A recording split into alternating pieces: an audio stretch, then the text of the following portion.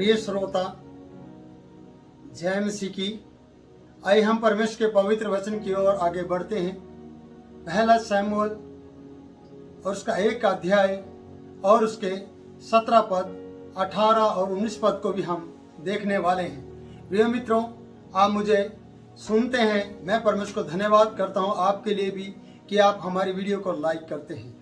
प्रिय मेरे मित्र, मैं आपसे कहना चाहता हूं कि आज हम वचन से उन बातों को सीखने जा रहे हैं जो बाइबल में हमारे जीवन के बदलने में सहायता करती है। हमारा जीवन यीशु मसीह के दया से आज तक सही सलामत है, क्योंकि उसने हमारे प्राणों के बदले अपने प्राण को दे दिया। इसलिए आज हम उस शमूएल की बात को और पहले शमूएल में उस हन्ने की बात को देखने पाते हैं, जिसको चिढ़ाई जाने के कारण बहुत सी समस्याओं का सामना करना पड़ा। उससे वो कूड़ती थी, यानी उसे कुड़ाया जाता था।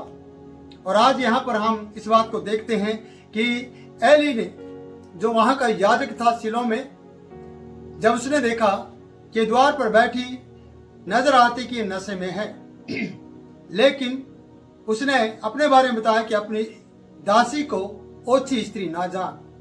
प्रियो, जब उसने सारा दिल का हाल याजक को कह सुनाया और याजक ने उससे कहा, ठीक है बेटी, कुशल से चली जा। इज़राइल का परमेश्वर तुझे मन चाहा वर दे। अब मन चाहा वर क्या था? जो उसने मन से मांगा था, जो उसने परमेश्वर से मांगा था, एली नहीं जानता था कि उसने क्या मांगा है। एली उसकी डिटेल्स नहीं जानता था, पर हन्ना प्रतिवर्ष जाने के बावजूद भी इस तरीके की प्रार्थना करती रही है। पर जैसे आज उसने प्रार्थना की, ऐसी प्रार्थना कभी नहीं की थी। इस प्रार्थना के द्वारा परमेश्वर ने उसकी बातों को सुना है। मन की बात उसने दिल खोलकर बिलक बिलक कर रोकर परमेश्वर के सामने कही थी। मैं आपसे कहना चाहता हूं कि उसने आशीर्वाद दिया, कुशल से चली जा। जब हम 18 पद को देखते हैं, वहां पर लिखा है, उसने कहा, तेरी दासी। पहले जब उस पर ब्लेम लगाया गया, उसने कहा, अपनी दासी को ओछी स्त्री ना जान। अब 18 पद में से जब एली ने इस तरीके से कहा 17 पद में कि कुशल से चली जाए, इज़राइल का परमेश्वर तुझे मुंह मांगा वर दे, तब फिर से 18 पद में हन्ना ने इस प्रकार से कहा, प्रियो, तेरी दासी की दृष्टि में अनुग्रह पाए। तेरी दासी तेरी दृष्टि में अनुग्रह पाए। तब वह स्त्री चली गई, यानी हन्ना वहां से चली गई और खाना खाया, और उसका मुंह फिर कभी उदास ना रहा।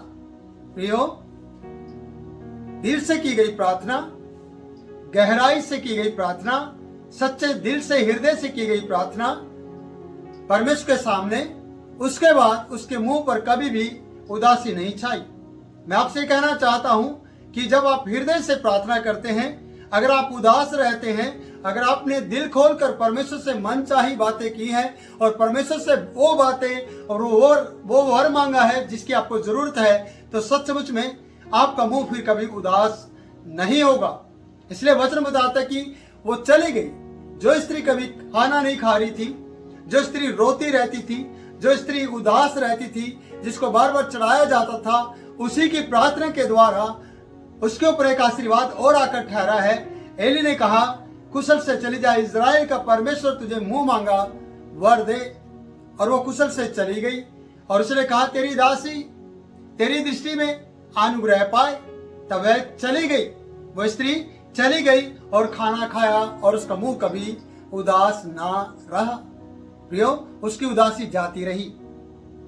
अब ये एली ने नहीं उसकी उदासी दूर की, उसके पति ने नहीं उसकी उदासी दूर की, उसकी सोच ने नहीं उसकी उदासी दूर की।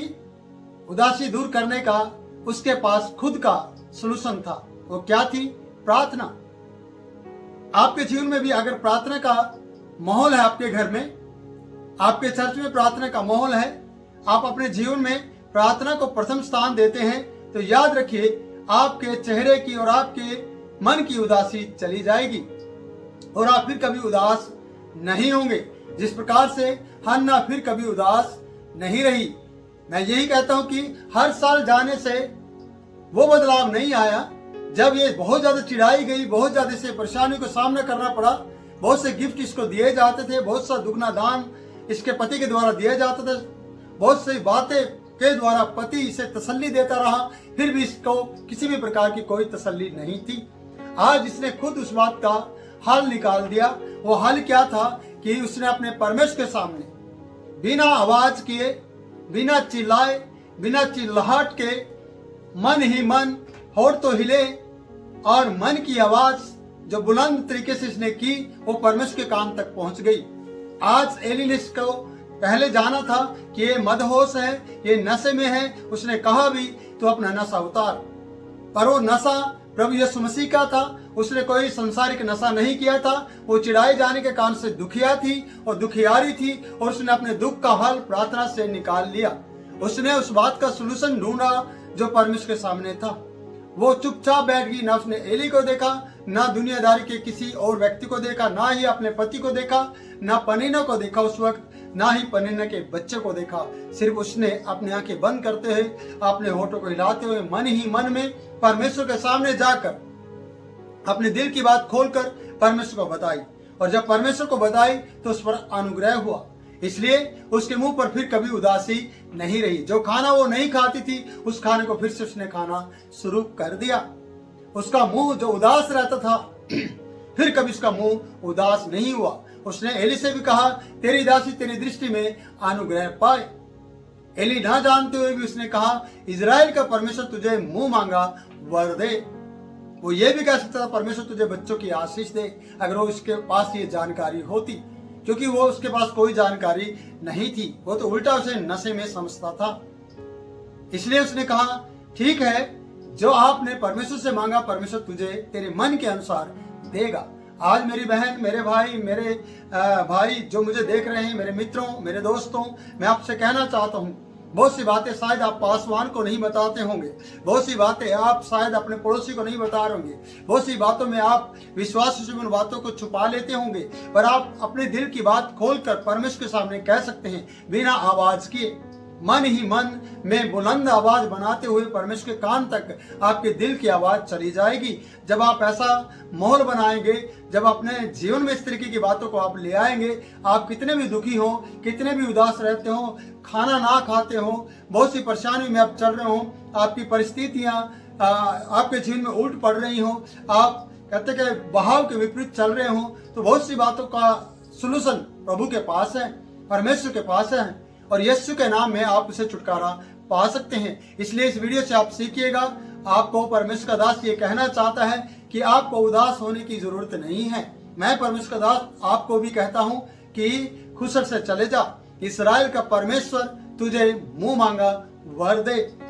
आपकी क्या जरूरत है मैं नहीं जानता, पर मेरा जीवित परमेश्वर आपकी उस जरूरत को अच्छी तरह से जानता है कि आपको बच्चे की जरूरत है, आपको घर की जरूरत है, आपको एक अच्छी मोटर बाइक की जरूरत है, आपको बहुत सी ऐसी जरूरतें होंगी जो आपकी घर के अंदर आज विद्यमान नहीं है। और आने वाले समय में परमेश्वर आपको बहुतायत से उन सारी चीजों की जरूरत को पूरा कर देगा जो इजराइल का परमेश्वर हन्ना की जरूरत को पूरा करने जा रहा है। इसलिए मैं कहना चाहता हूं कि अगला 19वां पद हमें यह बताता है कि वे सवेरे उठे और यहोवा को दंडवत करके रामा में अपने घर लौट गए। वो सवेरे उठे, हन्ना हो सकता है पूरी रात ना सोई हो, उसकी प्रार्थना सवेर तक भोर तक वो प्रार्थना कर रही हो, और बाकी लोग सो रहे होंगे, अलकाना सो रहा होगा, पनीना सो रही होगी, और वो कह रही होगी अरे ये तो बांझ है, ये तो वैसे ही अपना टाइम वेस्ट करिए उससे वहां बैठकर, इसकी नहीं सुनने वाला, ये तो पापी है। और उसने आज परमेश्वर को मना लिया है, अपने रूठे परमेश्वर को मनाया है। मैं हमेशा कहता हूं कि रूठे यार को मनाना मुश्किल है, रूठे रब को मनाना आसान है। प्रियो, जो आसान है वो हन्ना ने कर दिया। पनीना को मनाना मुश्किल था, पनीना के बच्चों को खुश करना मुश्किल था, लेकिन इसने आज परमेश्वर को खुश कर दिया, क्योंकि आसान काम था परमेश्वर को मनाना, परमेश्वर की दृष्टि में अनुग्रह पाना, याजक की दृष्टि में अनुग्रह पाना, और वो इसने पा लिया है। इसलिए रामा को चले गए, सवेरे उठे और रामा को चले गए, अपने घर लौट गए, और अलकाना अपनी स्त्री हन्ना के पास गया। और यहोवा ने उसकी सुधि ली। मैं आपसे कहना चाहता हूँ, यहोवा परमेश्वर आपकी भी सुधि ले। अब बड़े इत्मीनान के साथ और बड़े विश्वास के साथ परमेश्वर के भवन से लौटिएगा और अपने घर जाइएगा और अपने पति और अपने परिवार में अपना समय बिताइएगा और परमेश्वर की उस आशीष को लीजिएगा जो अल्काना के द्वारा हन्ना के जीवन में आई और परमेश्वर उसकी सुधि ली। हर रोज हर रात परमेश्वर को याद कीजिएगा और प्रार्थना कीजिएगा और परमेश्वर आपकी सहायता करेगा। ये 10 मिनट आपके लिए आशीष का कारण बन जाए। प्रभु आपको बहुत ऐसे आशीष दे। मैं परमेश्वर का दास आपसे इजाजत लेता हूँ, फिर मिलूंगा अगले वीडियो में। जय मसीह की। बाय। परमेश्वर आपको बहुत ऐसे आशीष दे। God bless you. बाय।